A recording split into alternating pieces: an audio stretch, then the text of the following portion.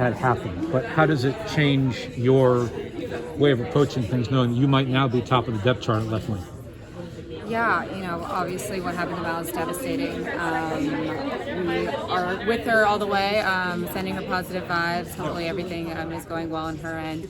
I think that when you're already preparing, you have that in the back of your mind a little bit, like if your name is called, you just continue to be ready. So that's how I'm just going to continue to go into it. If my name is called, then I know I've prepared and I have listened and I've watched and everything to be ready to go and give whatever the team needs me to be. If that's a lot of minutes, if that's little minutes, if that's just supporting on the bench, whatever it is, you just go in always knowing that you have to be prepared just in case. Did the players speak to Mal as a group, or was there any individual? We've texted a little bit. I think it's so soon, and you want to give her space and just make sure that like the medical staff and her family have room to be with her, and also for her to just decompress and figure out exactly what's going on. But we've definitely reached out. She's reached out to us, and we've talked a little bit. Yeah. With Alyssa Thompson, she just talked about how literally she's like getting through traffic in LA. She's the last person on the plane. Has there been any discussion with some of the other players who maybe have been through that about like,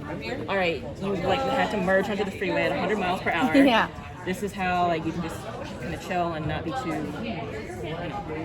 Yeah, I think that anytime you get a call up, it's incredible. Obviously, under the circumstances, it's not ideal. I think, obviously, because of Mal, but Alyssa's going to come in and do her best. It is such a whirlwind, so we're just trying to be so welcoming and get her on up to speed quick as possible. And so far, she's done amazing. We had training yesterday. She was out there, and we were like, "Hello, welcome." But yeah, I think that she is young, but she's super professional, so it's really cool to see. There's been a lot of extreme ups and downs. Yeah. Just sort of par for the course for this team. I know you said that they're psychopaths, but how is the team sort of like riding these waves together, and how is everyone sort of doing now in light of what happened a couple days ago? Yeah, I think that everybody was a little shaken up. To see somebody go down with an injury, it's always terrible.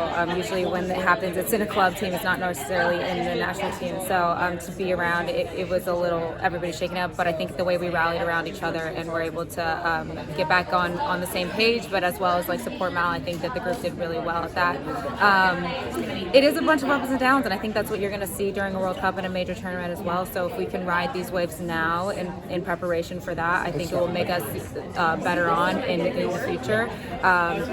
Like I said, you don't like one of the waves to be an injured player. You like to see it just like the waves of soccer, but it happened, and that's part of the game, unfortunately. So I think that we're doing a great job of just continuing to stay the course, know what our goal is, but not look too far ahead and just stay in the moment and say like we have to do the job at hand right now in order to get there and be prepared for that. So I'm actually really proud of the group. Just one more thing for me. Again, Mal leaves such a big hole, and it feels like something like that does cascade through the team tactically as well. You guys seem to have quite a bit of depth in the winger areas, but at the same time, Blacko talks about how it changes the dynamics with the group, with like the midfielders and whoever the fullback is on that side. Yeah. How do you feel the team has been? I mean, that's one of the things the team does, right? It's flexible. How's your rating? How the team has been like, all right, we don't have Mal, but we have a job to do. Yeah, I think that's exactly it.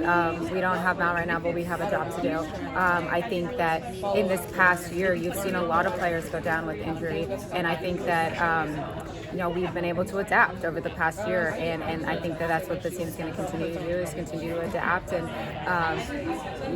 Mal's a huge hole to fill, but we have amazing players on the team, and we're going to figure out a way to do it just like we have in every other person that has had an injury or a pregnancy or something that has been able to fill. Some good soccer brains. Yeah, exactly. Thanks, Lynn. Thank you.